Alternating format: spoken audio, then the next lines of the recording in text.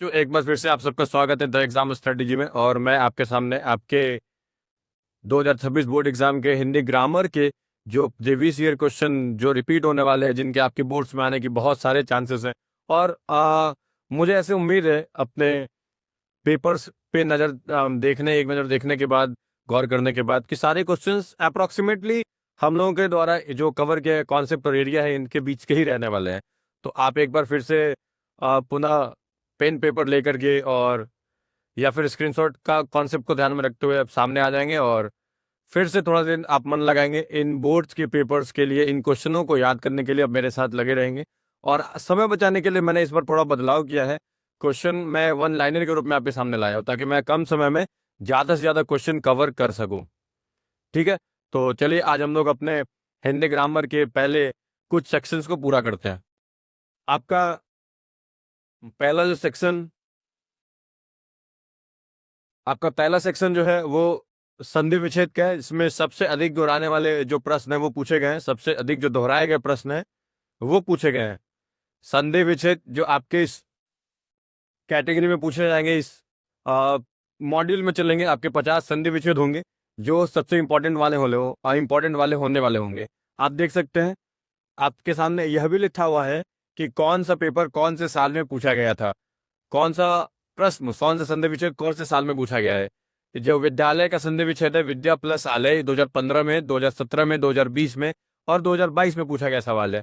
ऐसे करके हर क्वेश्चन के सामने लिखा हुआ है और अब हर क्वेश्चन के सामने कोई ना कोई साल लिखा हुआ पाएंगे। इसका मतलब ये क्वेश्चन आपके प्रीवियस ईयर क्वेश्चन का ही रहने वाला है।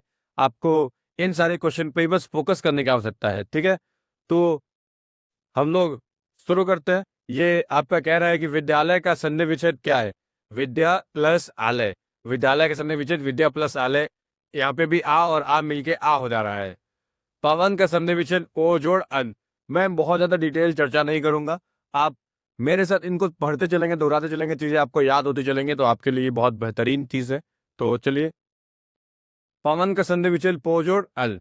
स्वागत का संधि विच्छेद क्या होता है? सु जोड़ आगत। कल हमने ये कवर किया था।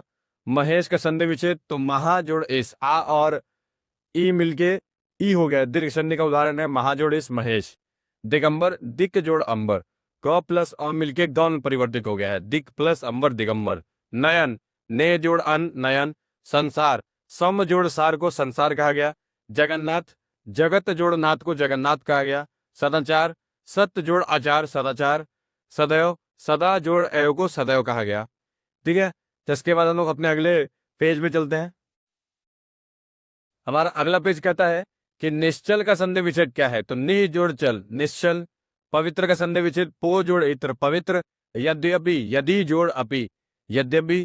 प्रत्येक प्रति जोड़ एक को प्रत्येक कहा गया। मनोरथ का संधि विच्छेद मनः जोड़ रथ। मनोरथ का संधि विच्छेद मनः जोड़ रथ। भावुक का संधि विच्छेद क्या है? भौ जोड़ उप। भावुक का संधि विच्छेद भौ जोड़ उप।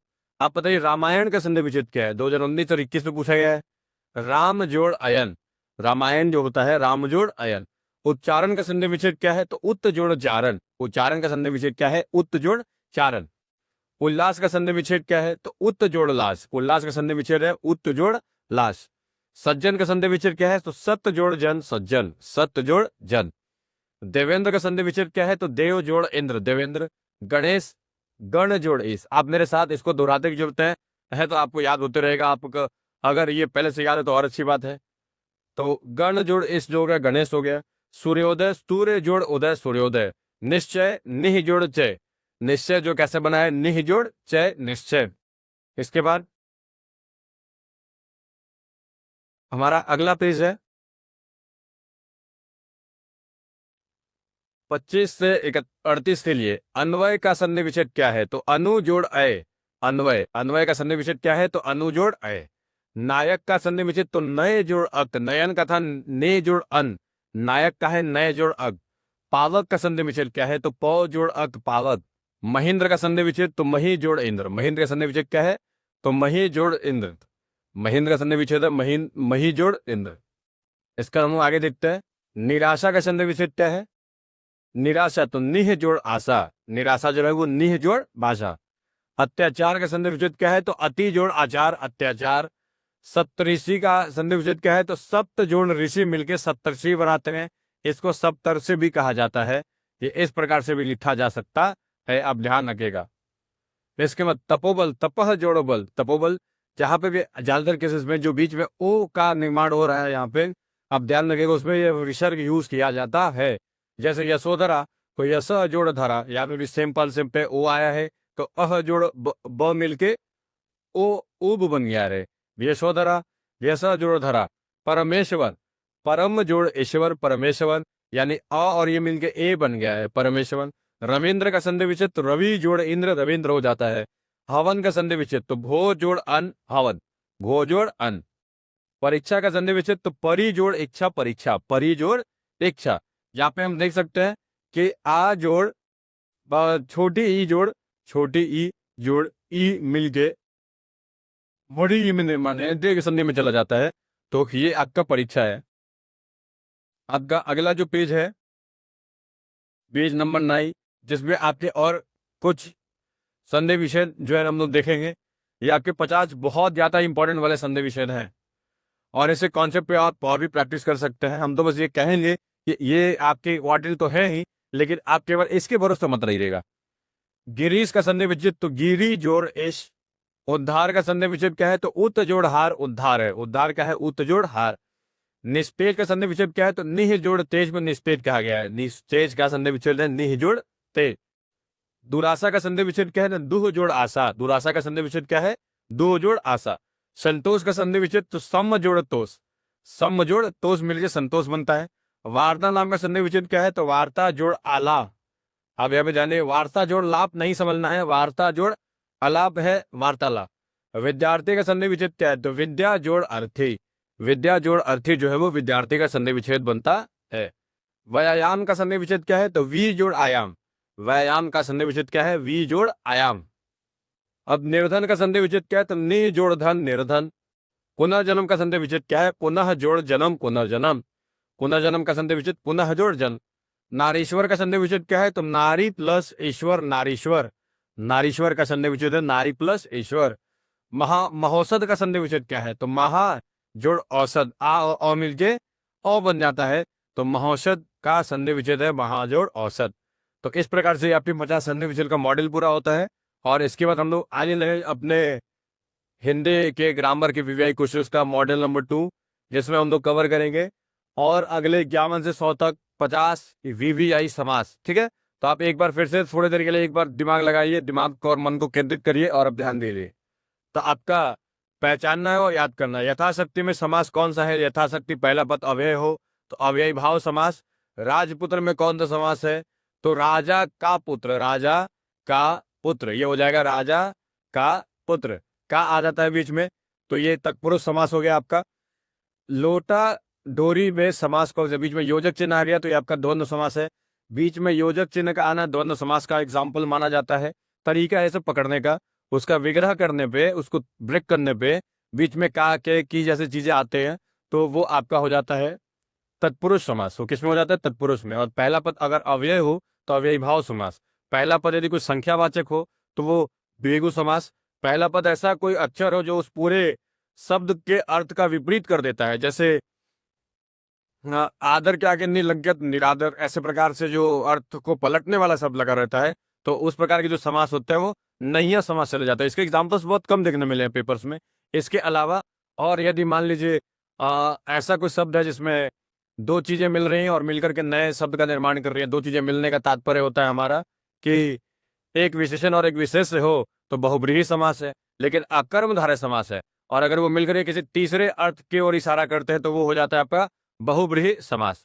तो चलिए अब आते हैं, लोटा डोरी में कौन सा समास है, तो बीच में हाइफन है जो पहचान है द्वंद्व समास का। लंबोदर में कौन सा, मतलब लंबोदर मतलब लंबा है जिसका उदर, तीसरा अर्थ है बड़ेश, इसका मतलब ये बहुब्रीहि समास है। त्रिलोक पहला मत संख्यावाचक हो गया, त्रिभुवन पहला जो पद है वो संख्या बता रहा है, तो ये आपका द्विगु हो गया। दाद रोटी फिर से बीच में हाइफन आ गया तो द्वंद्व समास। चंद्रशेखर, चंद्रशेखर माने जिसके शेखर पे चंद्र हो, जिसके सिर पे चंद्रमा हो, अर्थात भगवान शंकर, और ये आपका किस समास में जाएगा, बहुब्रीहि समास में जाएगा। प्रतिदिन में समास कौन सा है, तो पहला पद अव्यय है इसीलिए अव्ययी भाई समास। गजानन में कौन सा समास है, तो ये बहुब्रीहि समास है, क्योंकि गजानन माने जिसके आनंद जो हो गज का हो, अर्थात भगवान गणेश। तो ये भी आपका बहुव्रीहि समास में जाएगा। चौराहा पहला पद संख्यावाचक है तो द्विगु समास। रसोई गण में कौन सा समास है? तो पहला पद अव्यय अव्यय नहीं। रसोई का घर, पहला पद अव्यय के कॉन्सेप्ट पर नहीं जाएगा ये। रसोई का घर, इसका जब विग्रह करेंगे तो ये जाएगा रसोई का घर। ये किस में चला जाएगा? तत्पुरुष में चला जाएगा। इस प्रकार से हम लोग अब अगले पेज की ओर जाएंगे। हमारा अगला पेज कहता है जिसमें हम लोग कुछ और संधि विच्छेद की चर्चा करेंगे। तो ये आके कहानी शुरू होती है यहाँ से कि पीतांबर में समास कौन सा? तो पीतांबर माने कि जिसके पीला, जिसका पीला हो अंबर। अंबर मतलब कपड़ा और पीत माने पीला, तो जिसके कपड़े पीले हो अर्थात भगवान विष्णु। तो ये आपका जो है बहुव्रीहि समास का उदाहरण है। भाई बहन योजक चिन्ह तो द्वंद्व समास का उदाहरण है। नीलकंठ, निगले कंठ वाला अर्थात भगवान शंकर, यह भी आपका बहुव्रीहि समास का उदाहरण है।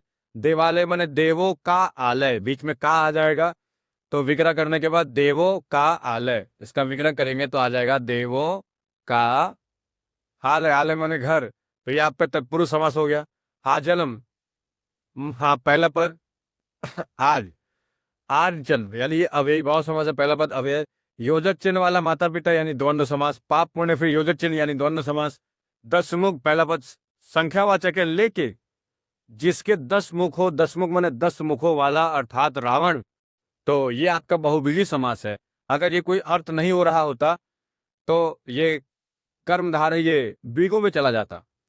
राजकन्या रे, राजा की कन्या, बीच में की आ रहा है तो तत्पुरुष समास। घनश्याम यानी फिर वही अर्थात तीसरा अर्थ रखने वाला, तो ये भी कर्मधारय चला गया। इसके बाद एक मिनट तो अगला क्वेश्चन हमारा कहता है घनश्याम। घनश्याम में कौन सा समास है? तो घन श्याम कुछ तीसरे अर्थ परिवर्तन या नहीं कर पा रहा है, इसीलिए आपका जो ये कर्मधारय समास है। कमल नयन, जिसका नयन कमल की तरह है, तो ये आपका कर्मधारय समास है। तिरंगा द्विगु समास है। नवरत्न, नवरत्न वाला यानी द्विगु समास। हाथ पर यूनिट चिन्ह के साथ है तो ये द्वंद्व समास होना चाहिए। तो हाथ पर आपका द्वंद्व समास हो जाने वाला है। उसके बाद हम लोग अगले पेज की ओर जाते हैं। ये कहता है चतुर्भुज में कौन सा समास है? चतुर्भुज मैंने 4 भुजाओं वाला, तो ये बहुव्रीहि समास है। अर्थात भगवान विष्णु कह सकते हैं। महापुरुष, महान पुरुष, पुरुष जो है वो महान है, विशेषण और विशेषण की बात है तो कर्मधारय चला जाएगा। सेनापति, जिसका पहला पद ये सेना का पति, इसका मतलब होता है सेना का पति मैंने पति, वो पति हस्बैंड वाला पति नहीं, लीडर। सेना का जो लीडर है, सेना का जो पति है उसको कहा गया। तो बीच में कब इसका विग्रह कहने को कहा आएगा तो ये तत्पुरुष चला जाएगा। यथासंभव, पहला पद अव्यय, अव्ययी भाव। डिटेलिंग में नहीं जाएंगे हम लोग, समझते चले जाएंगे, इसको याद करते चले जाएंगे। पुरुषोत्तम, पुरुषों में उत्तम, तत्पुरुष। विद्यासागर, विद्या का सागर, तत्पुरुष। पंचवटी, पहला जो है वो पद संख्या बता रहा है तो द्विगु। राधा कृष्ण योजक चिन्ह के साथ, द्वंद्व। बेका माने बिना काम वाला, अव्यय पहला पद तो अव्ययी भाव। रात बिन योजक चिन्ह तो द्वंद्व। पर्णकुटी यानी जो कुटी है वो पर्ण की है, पत्तों की है, पत्तों की कुटी, की जो है वो योजक चिन्ह के रूप में आएगा। तो योजक चिन्ह नहीं, की जो है वो एक कारक के चिन्ह के रूप में आएगा। तो पर्ण की कुटी, किसकी वजह से ये चला जाएगा तत्पुरुष। वनवास, वन में वास, इसीलिए ये भी तत्पुरुष।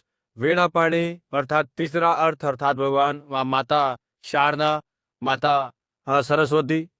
तो यह आपका बहुव्रीहि समास। दोपहर, दोपहर यानी दोपहर, दो वक्त का समय, दोपहर का वक्त यानी कि ये द्विगु समास। अगले पेज के हम लोग जाते हैं और अगला पेज में हम लोग कवर करने वाले हैं कुछ और समास 90 से 100 तक के संख्या में। तो ये आपका है भरपेट में कौन सा समास है? भरपेट, पहला पद अवयव, ना कोई ऐसे में कोई याद बैठेंगे, ना कोई योजक चिन्ह दिख रहा है, ना विग्रह कर रहे हैं तो कोई यदि कोई तारक का चिन्ह आ रहा है, ना ही ये संख्यावाचक है, ना ही कोई तीसरा अर्थ रख रहा है, इसीलिए वो अव्ययी भाव में जाएगा। ज्यादातर केस में आपको फॉलो करेगा। हम लोग अभी एग्जाम पॉइंट ऑफ व्यू से पढ़ रहे हैं, ठीक है। नील कमल, मतलब कमल जो है नीला है तो कर्मधारय है विशेषण, और विशेष्य की बात हो रही है, केवल तीसरा अर्थ नहीं है तो कर्मधारय। स्वर्ग प्राप्त, जो स्वर्ग पो प्राप्त, तो स्वर्ग प्राप्त मैंने स्वर्ग पो प्राप्त, पो आगे बीच में तत्पुरुष। दशानन, 10 आनंद वाला अर्थात रावण, बहुव्रीहि। आजकल, आजकल के बीच में ऐसे योजक चिन्ह होना चाहिए था, तो ये आपका द्वंद्व समास हो गया, दोनों पद प्रधान है। चिड़ी मार तत्पुरुष, चिड़ियों को मारने वाला, इसलिए खूब बीच में को आएगा, इसलिए तत्पुरुष है। देवासुर, देवो, देवासुर देवासुर देवासुर दोनों पद प्रधान है, देव प्लस असुर, देव असुर, ये दोनों को मिला हुआ है इसमें, इसलिए द्वंद्व समास है, भी कोई योजन छुपा हुआ है।